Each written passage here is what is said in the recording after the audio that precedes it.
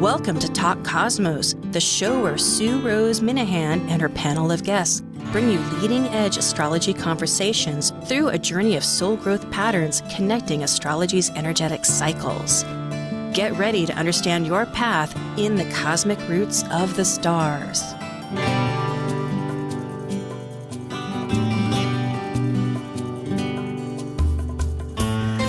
Hello again.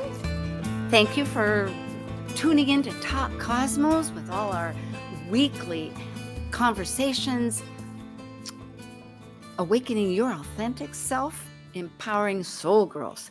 Today is August 24th. No, it's July 24th. I don't know why I put August. Sometimes the calendar goes like a wheel backwards, and perhaps it's been potent. We have a potent energy coming up, so I'll credit that. But it is July 24th, and our topic is Transcendence of Ego Authenticity, and we'll have the panel Archetypal Symbols. It's relating to the new moon in Leo, which is only a few days from now on the 28th. That's when the both luminaries are exact same degree. The moon is blocking that light.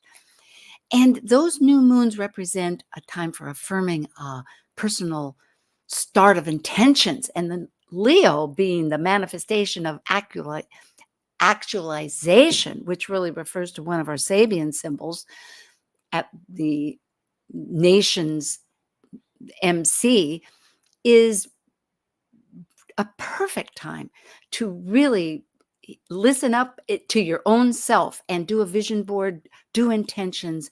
And I hope our talk today will really give you insights. Let's figure out what Sabian symbols are. Sabian symbols are just like our name, archetypal symbols. And first created in 1925 with Elsie Wheeler. She's a clairvoyant that the astrologer Mark Edmund Jones collaborated with. And she created for every one of the 360 degrees throughout the 12 zodiac signs. There's 30 degrees in each of the 12 signs. That equals 360. This image represents a spiritual essence, and it offers an expression of energies. So many others have interpreted them since 1925. However, we're predominantly using, along with Mark Edmund Jones, from the great astrologer Dane Ruchar, his version in his book called Mandala. So if you have any questions throughout this hour, please use chat. We will notice it, read your question, and do our best to answer it. However, if they're personal questions, go to the website, Talk Cosmos. In the guest bio form, you can contact any of us, and we'll be glad to provide that, consultation with you. There's always fees involved. And however, if you would like a live mini transit reading, then Kaleidoscope Visions, which is another panel once a month, we're currently doing a small mini reading related to the transits. And in that case, go to Talk Cosmos again and contact us. Okay, so thank you very much. And we are now ready for Archetypal Visions. The symbols. Synthesizing the current archetypal new moon energies through weaving symbol systems such as Sabian symbols, numerology, Mayan novel energy days, or even tarot, connecting to the astrological data and concepts for planets and cosmos. This is your Archetypal Symbols panel. I'm Sue Rose Minahan, the founder of Talk Cosmos, an eclectic evolutionary astrologer, consultant, certified color energy life coach, vice president of the Washington State Astrological Association, member of Kepler Astrology Toastmaster Club, of a Dwarf Planet University diploma and AA with music degree. I love mythology, philosophizing, collaboration. I'm an artist, writer, a perpetual student of life. I'm Elizabeth Liz Machette, a professional astrologer, intuitive, numerologist, and tarot reader. I am a certified sacred healing counselor, providing nurturing, in-depth consultations for individuals and couples. I am an author, blogger, speaker, and international Reiki master and teacher. I create safe space in which to explore the deeper patterns of your life, to clarify your current circumstances and help you find your best path forward. And I'm Justin Crocodile-Z, an archetypal astrologer, teacher, and author. I combine both Western ancient astrology and modern psychological astrology with Eastern Vedic astrology. And I specialize in predictive, electional, and karmic astrology for individuals and couples. I'm a certified aromatherapist, an essential oil specialist, and an herbalist, and I offer remedial modalities of plants for psychological life issues to empower clients with compassionate healing. I also do in-depth astrological research into arcane astrological concepts, focusing on the mystical, occult side of astrology. Eleanor Roosevelt once said, "Yesterday is history, tomorrow is a mystery, and today is a gift." And that's why it's called the present. It's always inspiring. Hi, Justin, and hi, Liz. I sure like your bios. They're great. I center in on each one. And today is the gift. And that's really what this new moon, it's 5 degrees, 39 minutes. It's an early, of the 30 degrees new moon in Leo on the 28th. And for the Eastern time zone, it's going to be at 1:55 in the afternoon. So our chart will be centered on the back east because we're a nation, right? Okay, so here we have this chart, and I think we'll begin, of course, with the new moon, which they're unified at 5:38 or 39. I've seen both, actually. So maybe we should go with the numerology first. I know we all do. Let's look at it that way. Liz, you want to kick it off? Sure. So the number of 5 to me represents change. And as we talk more and more about this chart, we'll certainly be talking about change, that's for sure. Yeah. And Justin, you want to add about 6 because it will be also the Sabian about 6. How does 6 fit into this? Well, I agree. If you read any numerology book, the 5 represents change, and the 0.38 combination brings in a creativity, and being that it's change with creativity, and of course 6 represents adjusting to those changes and responsibility. Oh my goodness, right off the get-go. This is going to be more elaborated as we go on. All right, let's do the Sabians. And Liz, if you want, we can all read them, but at this moment, I think if you start, and then how would you? Okay, so we're going to start with the degree before of as we're moving into this. So 4 Leo is a formerly dressed elderly man, stands near trophies he brought back from a hunting expedition. So it's like the masculine's will to conquer his animal nature and impress his peers with his skill in performing an ancient tradition. And with each one, because to explain to people, yes, there's a Sabian, which is always rounded off at the next number, but it's like Linda Hill also does the before, the during, and then the quest, as she calls it, the one ahead. So from what I read, it was really it's really concerned with the social level. That's where it's really coming out of. And because it is the new moon, maybe we should elaborate a little bit. Justin, do you have some thoughts on? You always have great thoughts. Well, no, I think and Liz, there's more to that, right? Where he talks about it. It's about sort of the concept of proving oneself. Isn't that correct? Yeah, and it's like a ritual. Yeah. It's like showing his how powerful he is. Which has been the legacy of humanity. You know, we have many accomplishments, and it's sort of a society changes, but right now it is quite involved with status of what's been accomplished. So this is a fascinating glimpse on where we've come from. So go ahead, Liz. I mean, and when I say this, of course, if somebody wants to jump in and explain a little bit more, I welcome it. But 5 Leo, it's a rock formations towering over a deep canyon, which we need to humble ourselves. Here, I read it, I guess. That's all right. I'm going to mute myself because I'm going to cough. Well, Okay. you know, really, the Dane Rudyard, this is really about when we talk about Leo and the whole aspect of Leo that represents ego. It's the sign of where we're working on ego. This one, it speaks to, Dane Rudyard talks about impersonality. So here we've got the hunter, he's trying to prove himself, but we're also dealing with another aspect of the personality, the ego here, of impersonality, almost like a Pluto and Leo. That is really,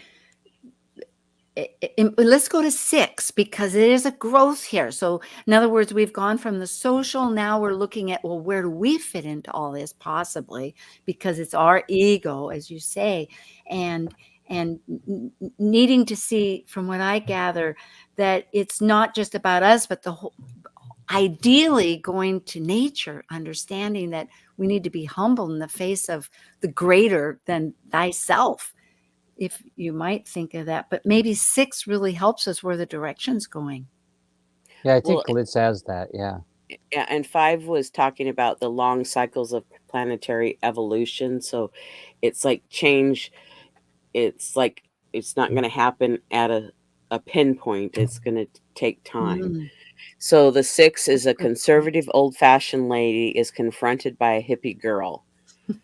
I thought that was a sweet. But it's like the need to transcend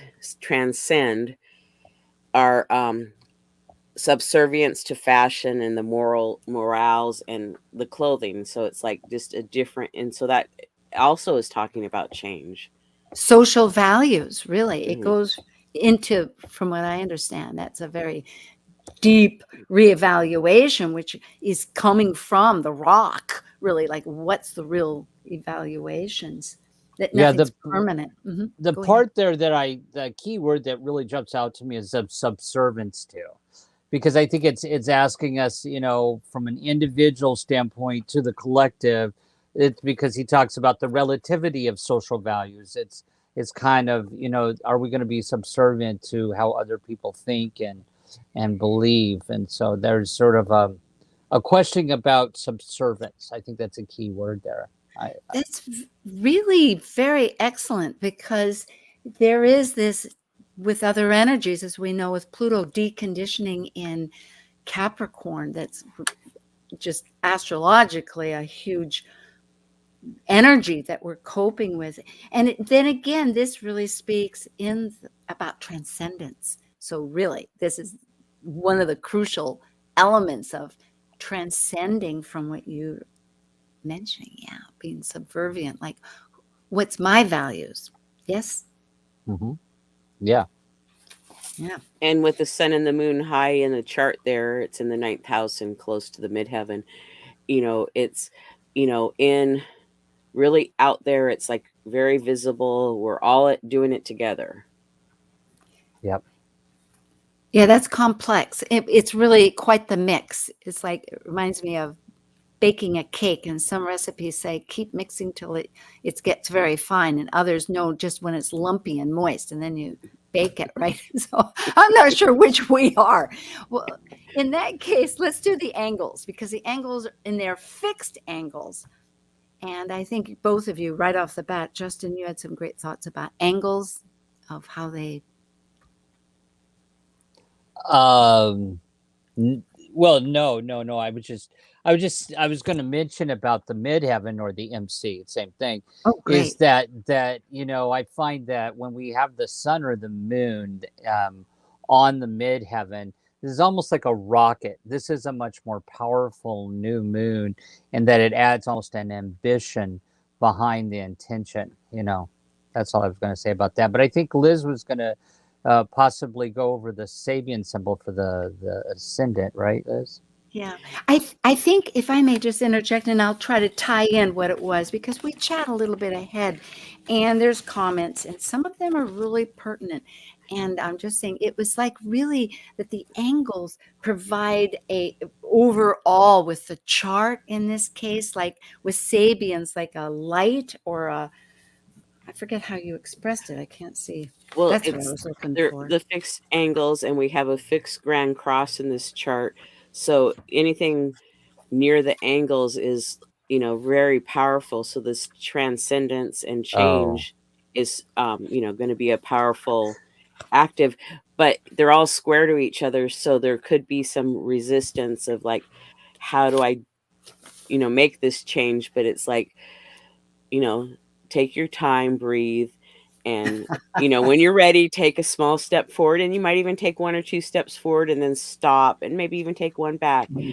But it's a process that's going to, it's like really encouraging us to make those changes.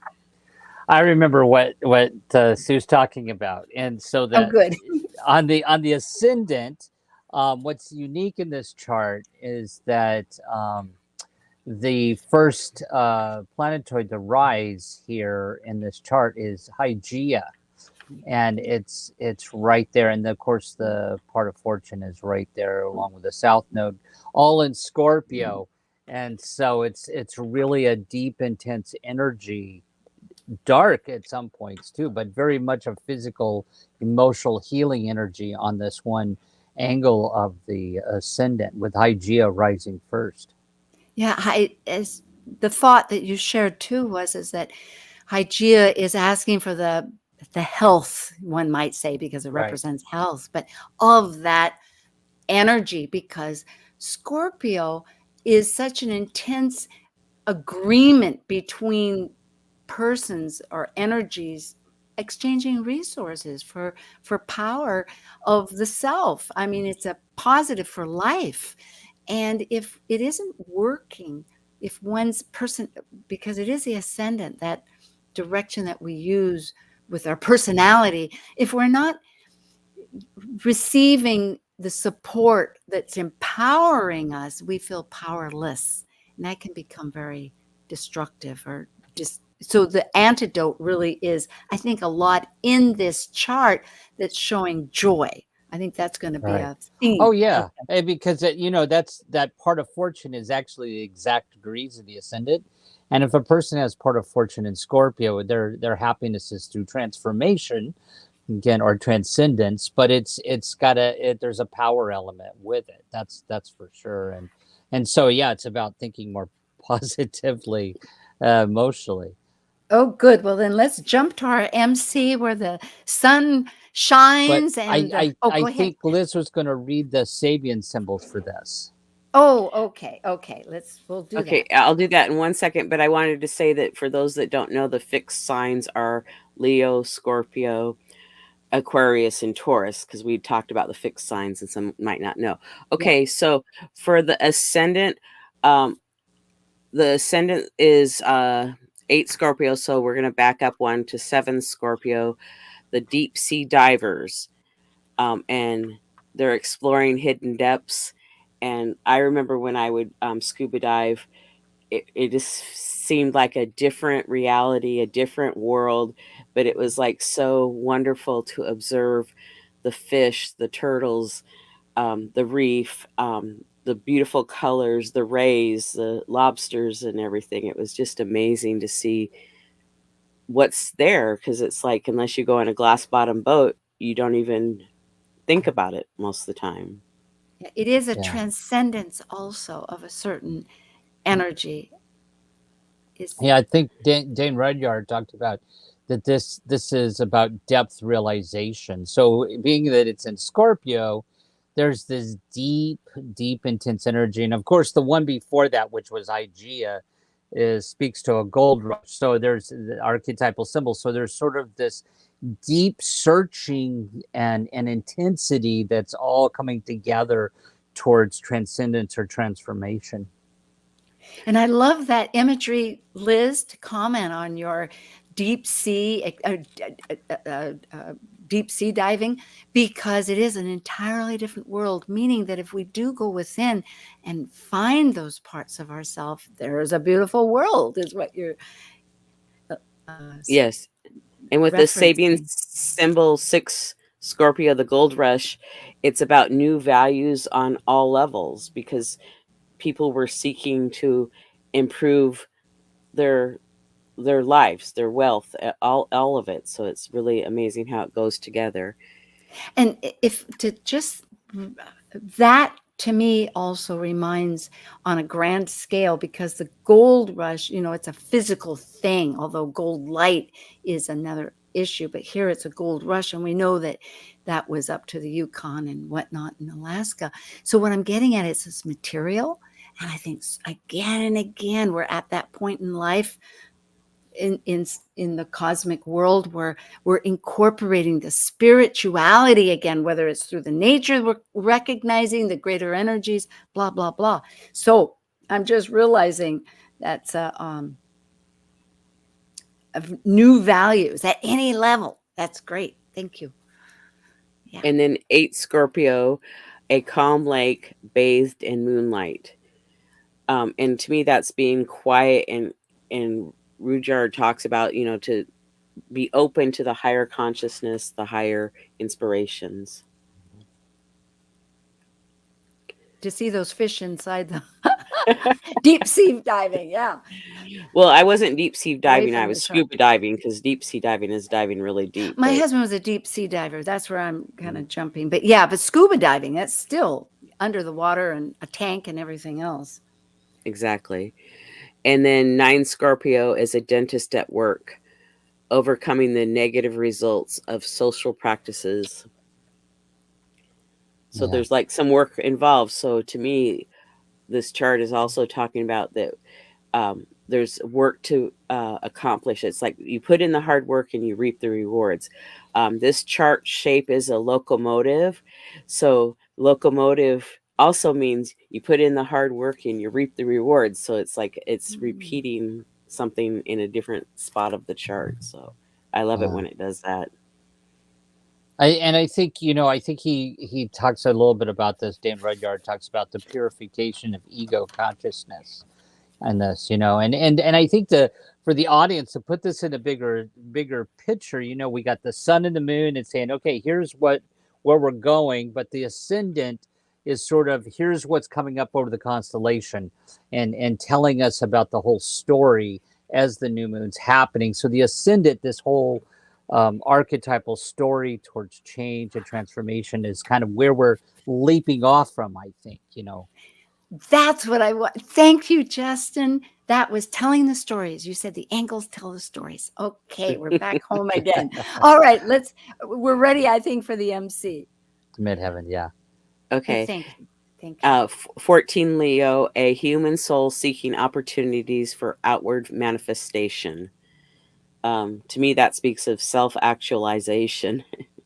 Yeah. Yes, and yearning for it, that transpersonal. Yep. So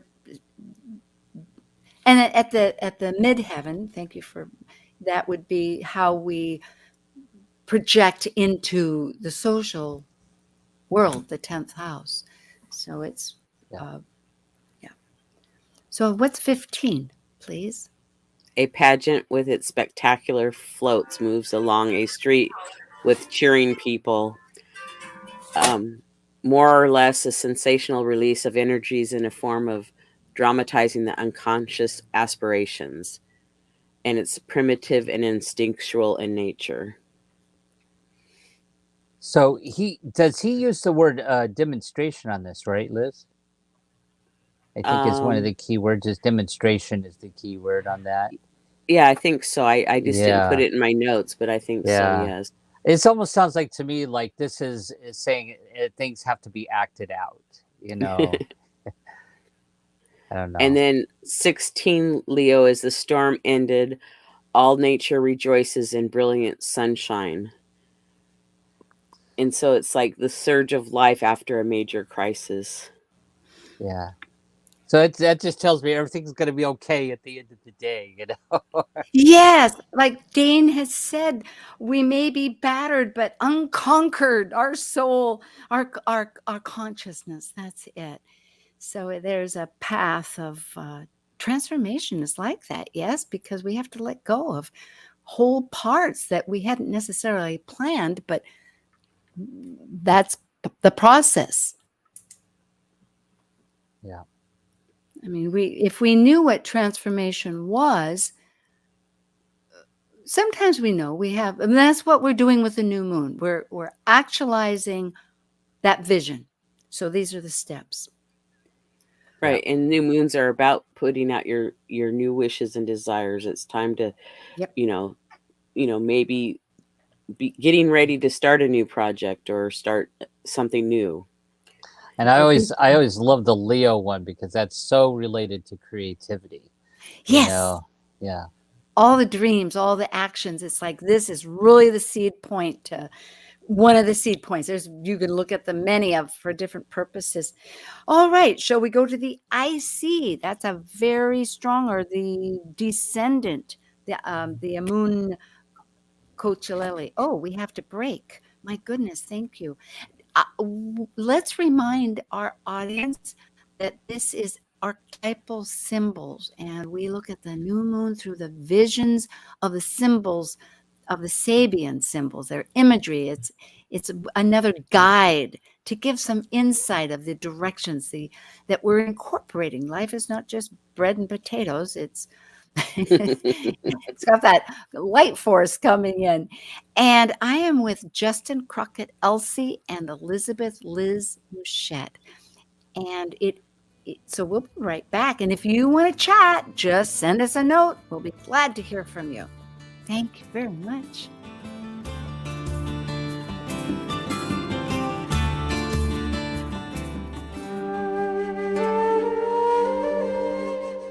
While we take a break from this week's edition of Talk Cosmos, let's take a look at this cycle's archetype. We are currently in the Yang period of Leo, ruled by the solar sun. Having departed from a cycle based on the internal process of emotional attachments requiring security and safety, the energy of Leo externally manifests our legacy through children and artistic creations. As a fixed Yang fire sign that desires to ignite actualization, Leo the lion takes the risk to generously exhibit love and welcome all to share their stage with joyous pleasure for living life. Most people go through the motions of living but are actually only existing. At some point, when the feeling of exhaustion or emptiness is loud enough, questions begin to arise. How do I begin to find my way back to myself? Who am I? How do I heal? These questions are crossroad points in a person's life. Come reset, relax, and rejuvenate to your best self on August 23rd and 24th. Start your journey of healing at this 2-day virtual event focused on working with fear. Immerse yourself in meditation, color therapy, astrology, and much more. Presented by Padma Life Coaching with Marie O'Neill. You will receive items to support your energetic journey. Our practitioners are waiting to work with you. To learn more and to register, go to virtualhealingretreat.eventbrite.com. Don't wait, register now. This is Martha Norwalk. Every Sunday morning, beginning at 9 a.m., thanks in part to the Ananda Institute of Living Yoga, we cover the world of animals. This week, July 31st, it's an encore presentation. Join us to hear my last teaching edition with Walter Stoffel, author of Lance, A Spirit Unbroken. Lots of great specific information to help you solve all the problems you're having with your dog friends. Martha Norwalk's Animal World, Sunday morning, 9 a.m. to noon, right here at Alternative Talk, AM 1150. Talk Cosmos brings you leading-edge astrological conversations with hour-long programs each week on KKNW. The show goes live every Sunday from 1 to 2 p.m. Pacific.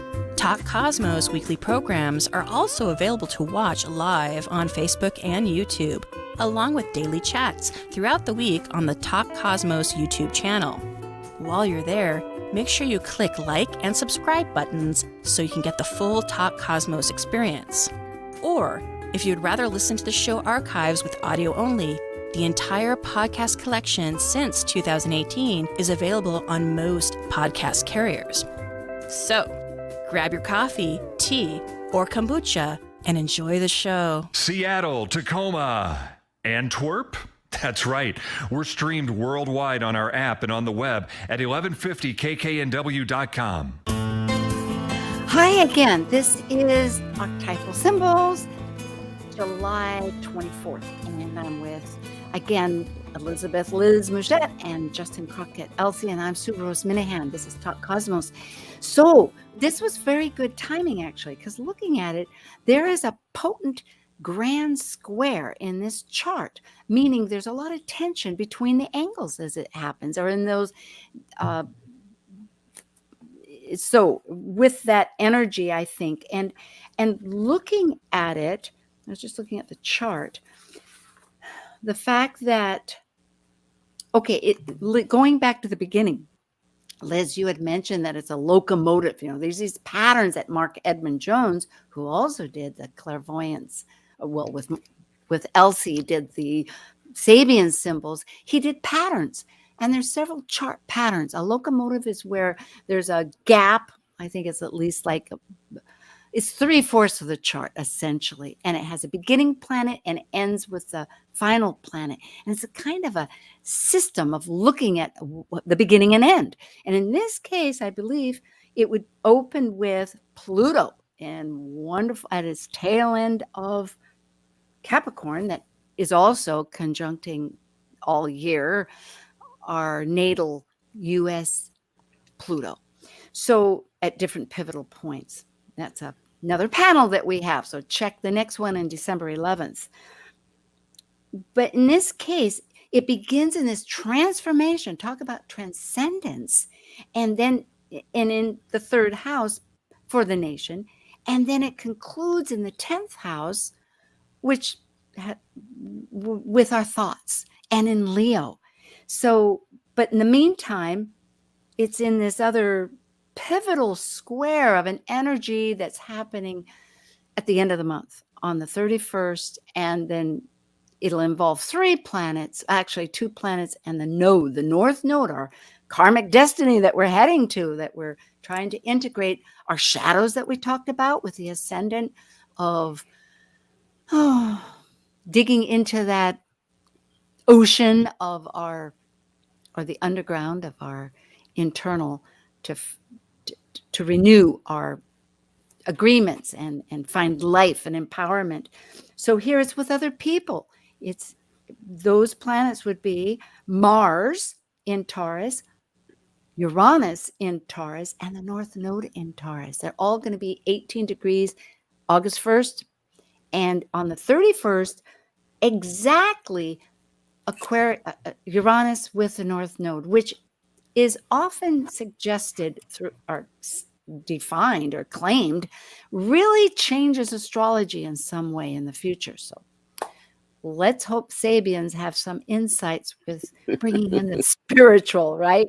So that's been a basket to say, but essentially, rather than just the angles finishing, let's go to Saturn, because Saturn. Can Go I say ahead. something? Yeah, could we we were going to do the Sabian symbols from the nodes next. We were talking Okay. about that because Perfect. the south node, because you brought it up, and I wanted to, before we moved on to Saturn, talk about those nodes, because that's kind of where, we're in the sign of Scorpio and Taurus this year, which is a sign of resources, spirituality, loss, transformation on one end, and materialism and accumulation on the other end, right?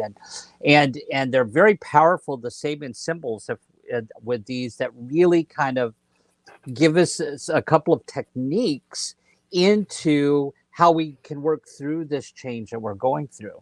Oh, wonderful. Yeah, and I remember we love were the talking teamwork. before about the south No. node. This is great. Go ahead. South node. Okay, and I'm going to start at 20 Scorpio because the nodes go backwards, so we go backwards with the numbers. So 20 Scorpio, a woman draws away 2 dark curtains, closing the entrance to a sacred pathway. So it's like dualistic knowledge lies in the human consciousness. And it's beyond, I think that was Right. too revealing by opening up those curtains, which that's a huge theme in life. We're always trying to unify, but the reality is we have sunshine, so we have shade, and there is duality, but it doesn't mean they're separate. It's very Exactly. potent. And then 19 Scorpio, a parrot repeats a conversation he has overheard. The capacity to transmit transcendental knowledge. Yeah. So I thought that was really interesting. Justin, Yeah, you've got. Go ahead. No, I Yeah. was going to say, thank you. I was going to say, I've always found these 2 degrees in Scorpios very, very psychic, very deep, spiritual, outworldly, unconscious energy, to where this change that we're going through is really, really deep and spiritual, and one can connect with one's higher consciousness at this particular period of time easier, probably, it's going through the transformation. Yeah, I liked what you had also said earlier, that a channel, because capacity to transmit transcendental, which is all about transcending again and again throughout all these themes in this chart. But as we channel, and I often think that people think channeling is remote. Somebody else is channeling, but really, if one has a creative input, it's a personal relationship with our own spirit that we may not channel for. There's different capacities of channeling, but it's a very astute. I liked that. Yeah. Definition. And then 18 Scorpio is a path through the woods, brilliant with multicolored splendor. Exalted feelings of a work well done. So it's like, there's a reward. Like I was saying before, at the end of the day, everything's going to be okay, Light at the end of the tunnel, I think you had said. I always like that. Very good. So we going through that debris, there's potential. This is good. It's part of our personality. It's sitting on the ascendant, all that south node in us, our first house. So it's like, get ready and excavate is the point. But since we're doing the nodes, shall we go to the north node? And I really appreciate I just love this team.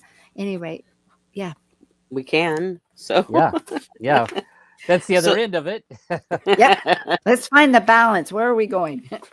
So 20 Taurus is the wisp of wing-like clouds streaming across the sky. An awareness of spiritual forces at work. Well, that's what we were just talking about. Yeah. Yeah.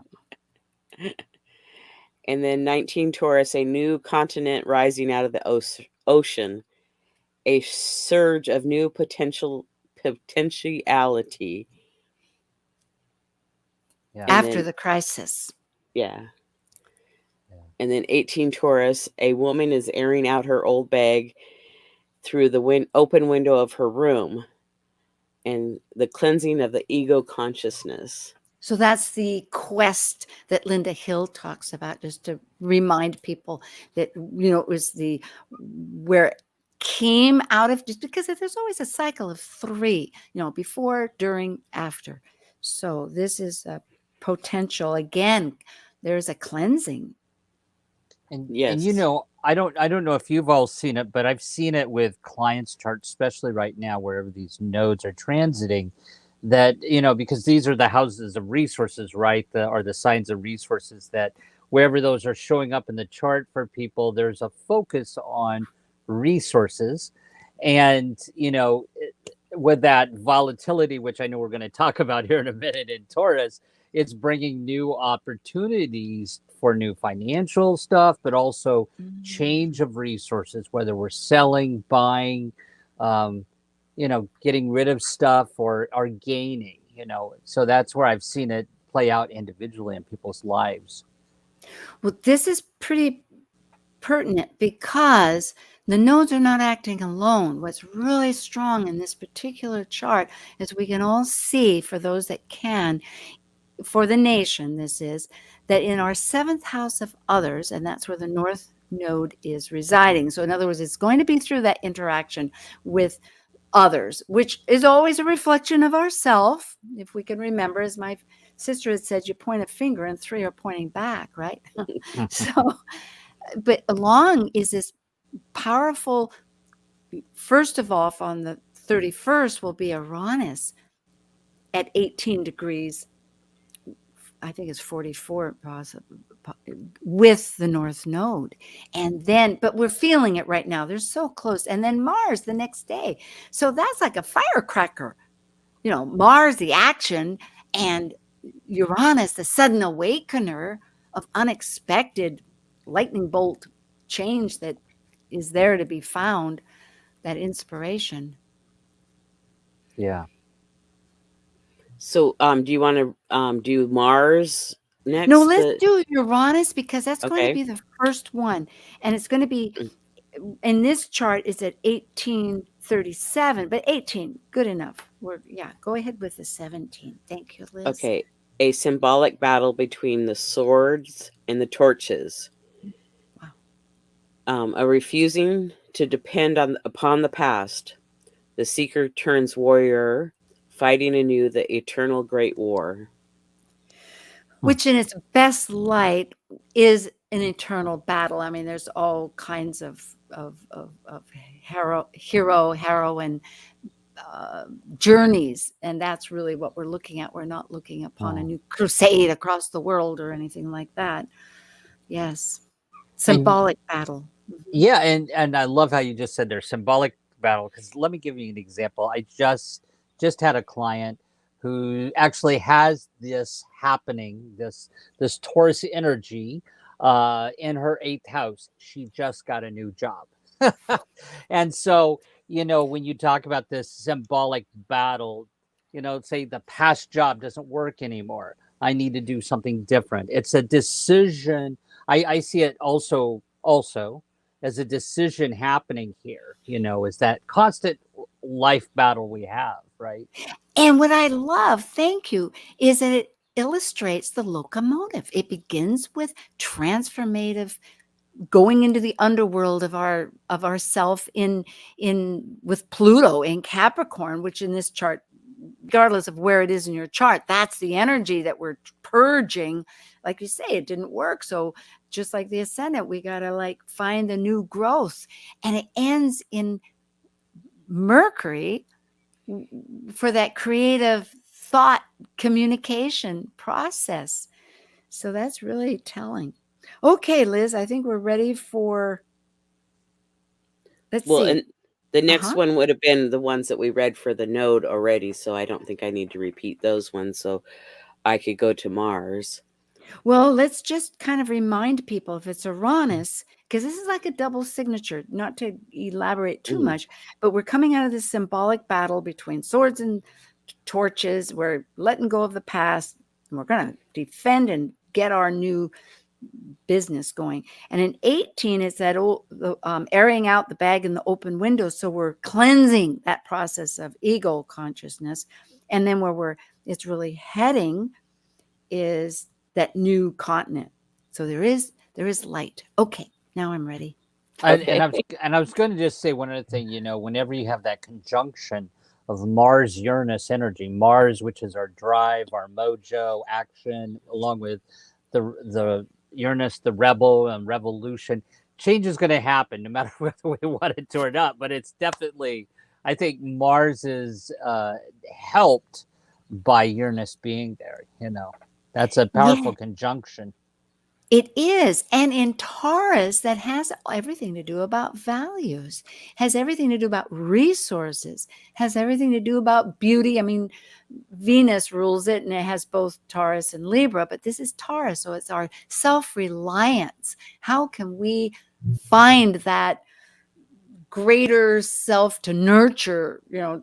Yeah, absolutely. And I love how you use the word self-reliance, because I actually had another client who is just making some changes to her retirement at this time. So, I mean, it's sort of that, how we're having to kind of look towards the future, towards our safety and security. And this is giving us an opportunity to set down some more reliance, and safety, security, those Taurus themes for the future, Yes. Well, and making choices of like some people really like that they got to work from home, and other ones are like, no, I don't like this at all. I'm more social. I need to be around more people. And so, some people are moving to a different job because they've been ordered back to work in the office. And some people are like, I need to find a job where I can work in the office or live in a community where there's more socialization. Yeah, I think it potentially there could be more migration in different ways that way. Yep.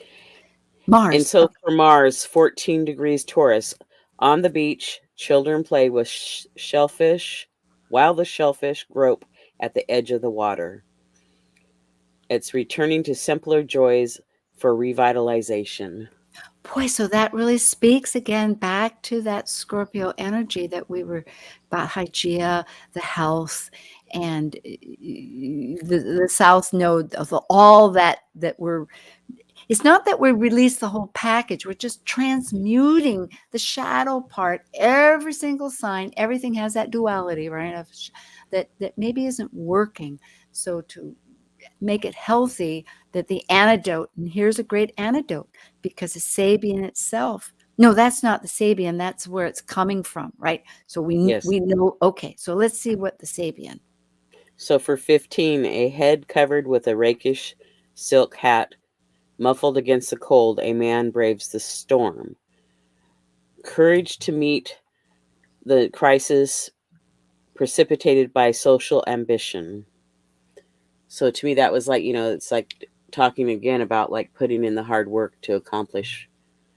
I don't think most things are going to be real simple, like, oh, you just put a little time and now you're going to have this huge reward. It's going to take a little bit of time. Well, a storm, a braving, a storm says a lot.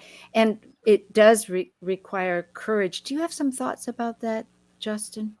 Well, no, I was just saying I love the technique there. It's giving us to focus on joy, return to simpler things, that things are going to work out okay. And this at the end really takes us back to the Saturn, right? At the bottom of the chart, which is the focus, which is brings in what we, as that part of that square you're talking about, that we have to pay attention to what Saturn's saying. And we do need to go there. And that's the other word I was searching for. So thank you. It's the angles tell stories and they tell us techniques. I just thought that was really a keeper. I'm going to remember that for our future archetypal symbols sessions. So good. We need to get to that Saturn. That's like a keyhole here. But let's see, are we finished with Mars? I think Mars, once our quest is 16 Taurus, an old teacher fails to interest pupils in traditional knowledge. So the past is, it's out. We're in that time of crisis. So maybe we just better say, okay, thank you. And what does Saturn have to say? So 22 Aquarius, a rug is placed on the floor of a nursery to allow the children to play in comfort and warmth. The warmth of understanding which comes to those who early in life are open to new possibilities. So that's been the groundwork. And then 23 Aquarius, a big bear sitting down and waving all of its paws. Self-discipline, which results from an intelligent development of individual faculties under proper training. I think you've been around me too long. I usually get hung up. Not you. Yeah, so self-discipline and a big bear. I was commenting on that and you said, well, it could be like a kid, right? Waving its paws. It seems like it's okay. So maybe there was some understanding because that's our Sabian right now. We need more understanding. Well, and it's interesting that the first one talks about nursery children. This one is like a bear. So to me, it felt like, okay, this is very young child. Then maybe this would be a teenager, and then when we get to the next one, it talks about a man. So it's like this three stages of growth, so to speak. So Oh. 24 Aquarius, a man having overcome his passion teaches deep wisdom in terms of his experience. Constructive use to which difficult past experiences can be put as examples for those who are striving to overcome. Their passions. So I have it in front too. This is important. Saturn. I know, Justin, it is true. It's really it's been in tension with the nodes, our past and our future, integrating it for all year. It's not quite exact, but we're still in the throes of it. So it's critical. And the locomotive's engine is ruled in Capricorn's ruled by Saturn, and Saturn is again in breakaway Aquarius. So it's again the old and the new.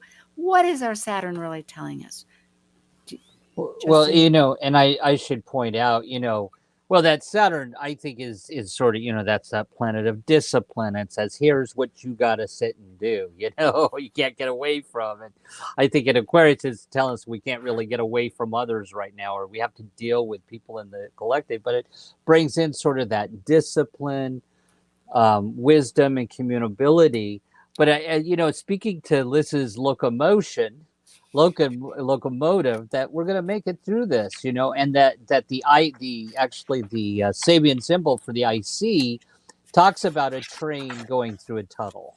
So I thought that was interesting. You mentioned the locomotion, the degrees it talks about that we can shortcut the process, a train penetrating through a tunnel on the IC.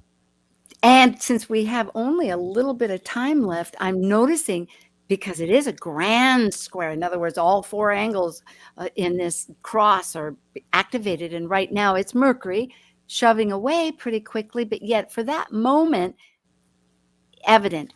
And it is at in the middle of Leo, 17, 18, and 19. In other words, it's the Sabian is at 18. No, wait a minute.